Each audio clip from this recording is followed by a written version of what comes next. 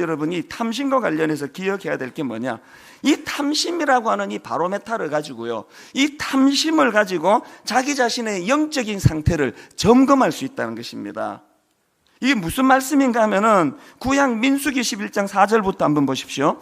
그들 중에 섞여 사는 다른 인종들이 탐욕을 품음에 이스라엘 자손도 다시 울며 이르되 누가 우리에게 고기를 주어 먹게 하랴. 우리가 애굽에 있을 때에는 값없이 생선과 오이와 참외와 부추와 파와 마늘들을 먹은 것이 생각나거늘 이제는 우리의 기력이 다하여 이 만나 외에는 보이는 것이 아무것도 없도다 하니 만나는 까치와 같고 모양은 진주와 같은 것이라. 여러분, 이게 어떤 상황인지 아시겠죠?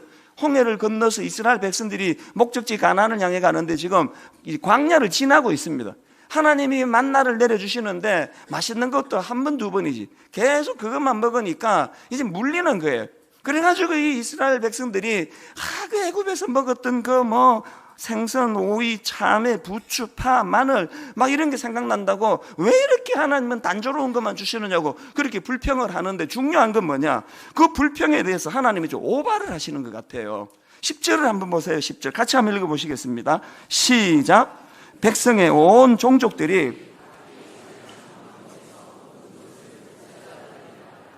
이러므로 여호와의 진노가 심히 크고 모세도 기뻐하지 아니하며. 이게 좀 이상한 거 아닙니까? 아니 이스라엘 백성들이 그냥 상어 지느러미 요리를 요구를 했습니까? 이스라엘 백성들이 무슨 왕실에 그 무엇을 요구했습니까? 그들이 요구한 건 너무 소박하고 생선, 오이, 참외, 부추, 파, 마늘이 좀 생각이 나고, 그거를 가지고 하나님이 이렇게까지 보니까 여호와의 진노가 심히 크고, 그거 이상한 거 아닙니까? 저는 여러분 이런 구절을 대면할 때마다 우리가 그 성경을 해석할 때요, 이 역발상을 가지고 해석을 해야 돼요. 꼭 우리가 사춘기 애들처럼 하나님 또 뭐지 이해를 할 수가 없는데 이렇게까지 화를 내시는 이유가 뭔가 믿을 수가 없다. 하나님은 이렇게 받으면 안 되고요. 그 사춘기에 가는 거 아닙니까? 나 아빠를 내가 이해할 수가 없다고. 왜 아무것도 아닌 이걸 가지고 저렇게까지 화를 내시느냐고. 저는 성경을 읽을 때요, 역발상으로 있습니다. 우리 눈으로 보기에 아무것도 아닌 것 같은 이걸 가지고 하나님이 이렇게까지 진노하신다 할 때 여기 무슨 진리 메시지가 있는 거 아닐까? 이걸 묵상하다 발견한 게 뭔지 아십니까? 저는요, 이 민수기 11장으로 묵상하다가 불평하는 이스라엘 백성을 향한 하나님의 진노를 보면서 탐욕과 관련한 너무너무 중요한 두 가지 진리를 발견했는데, 그 중에 하나가 뭐냐 하니까, 첫째, 여러분 하나님이 생각하시는 탐욕이라는 것은요, 엄청난 그 무엇을 품는 그것도 탐욕이지만, 하나님이 생각하시는 탐욕이라는 것은 하나님께서 주신 것에 대하여 자족하지 못하는 마음, 이게 탐심이라는 거예요. 우리는 사단에게 속는 게 뭐냐, 탐심이라는 건 이따만한 다이아몬드를 갖고 싶어하는 마음, 그냥 벤츠를 몰고 싶어하는, 이걸 탐심이라 생각하지만 그렇지 않습니다. 하나님이 보시는 탐심은 이따만한 다이아몬드를 갖고 싶건, 그거 그냥 부추, 파마늘 별거 아닌 거를 갖고 싶건, 하나님이 주신 그것에 대하여 만족하지 못하는 마음, 이게 탐심이라는 거예요. 그런가 하면 두 번째로 하나님이 보시는 탐욕이 뭐냐, 세상 사람들의 삶의 방식에 영향을 받아 그들의 삶의 방식대로 살고자 하는 마음의 태도, 이게 탐심이라는 거예요.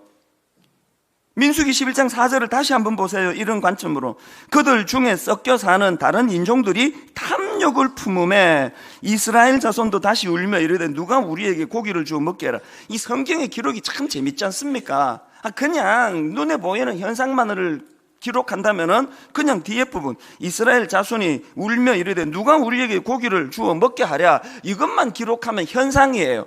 그런데 성경은 거기에 표면적인, 그렇게 나온 그 표면적인 그 뿌리를 반드시 짚고 넘어가는데, 그 이유가 뭐냐, 그들 중에 섞여 사는 다른 인종들이 탐욕을 품음에. 그러니까 지금 표면적으로 드러나는 이스라엘 백성들이 마늘도 먹고 싶고 부추도 먹고 싶고, 이건 탐욕이 아니에요. 그러나 그 뿌리가 다른 민족, 그 잡족들이 섞여서 탐욕을 가지고 부추긴 거기에 이스라엘 백성들이 지금 동요되고 있기 때문에 이거를 방치하면 100% 이게 탐욕으로 가게 돼 있다는 그 이야기예요. 이해가 가십니까? 오늘 여러분들이 자꾸 내가 무슨 다이아를 요구해, 내가 100평짜리 아파트를 요구해. 그렇게 말씀하시면 안 되고요.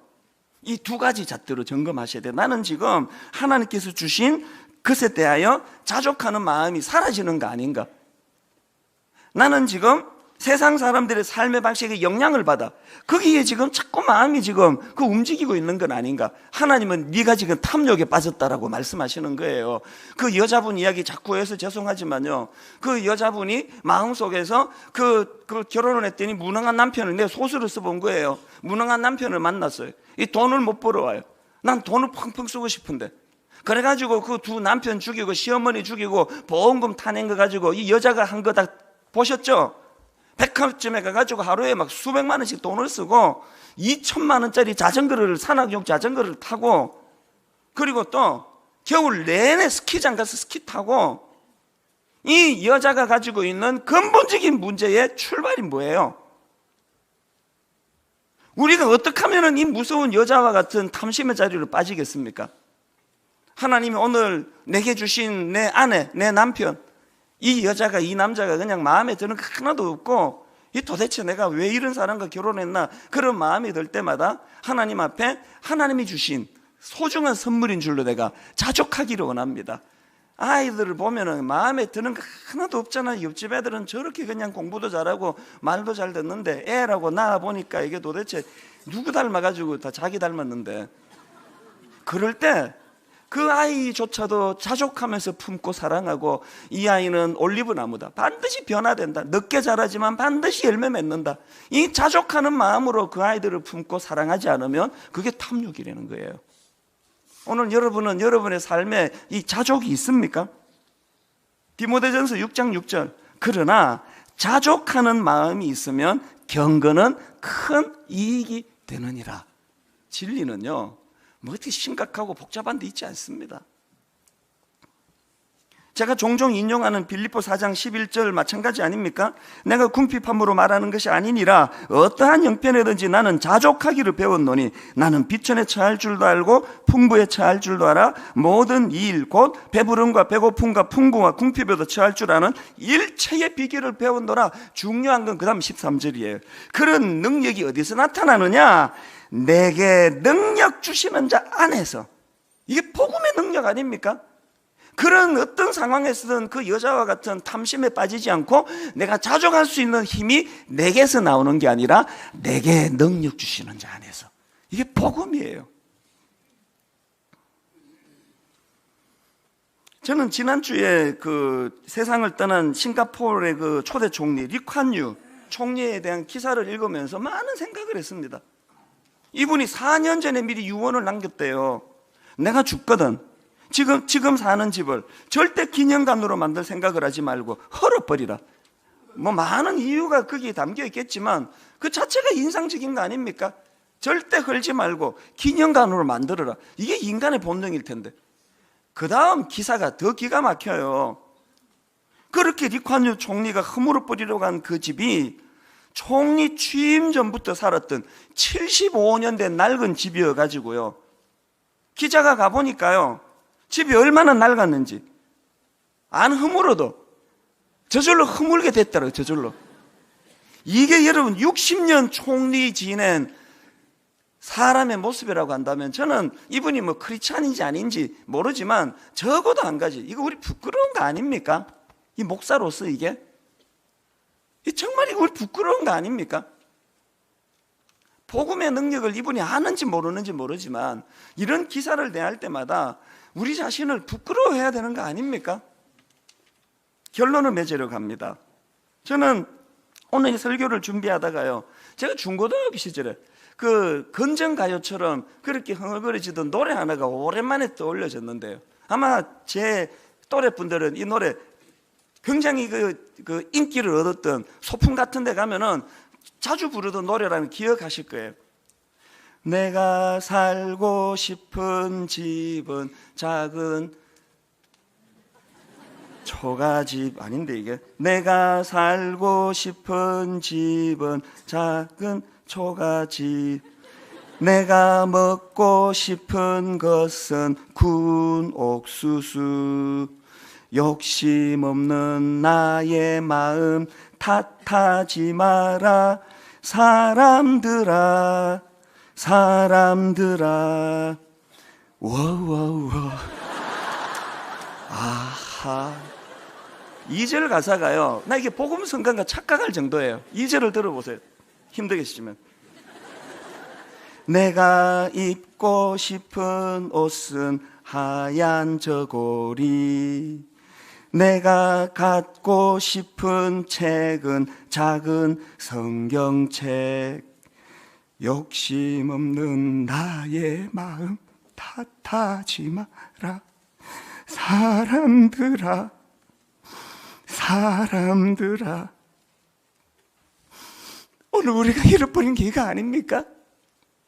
오늘 복음의 능력을 믿는다고 하는 우리가 잃어버린 게 이거 아닙니까? 나는 복음의 능력을 믿는데 이 복음의 능력이 내 안에 탐심을 죽이는 강력한 진을 파하는 능력이 되어서, 사람들아 사람들아, 이 욕심 없는 내 마음을 탓하지 마라. 여러분, 대중가요에 내가 갖고 싶은 것 작은 성경책, 내가 입고 싶은 것은 하얀 소박한 저고리, 내가 살고 싶은 것 작은 초가지. 오늘 우리 모두가 잃어버린 이것, 하나님 앞에, 아버지, 저는 복음의 능력을 믿습니다. 이 복음이 어떤 강한 눈에 보이는 원수를 물리치는 그 도구이기도 하겠지만, 내 안에 제어할 수 없는 나를 위하는 이 마음, 어떻게 해서든 나를 위하고자 하는 이 마음, 이 강한 진을 파하는 능력이 되는 줄로 믿습니다.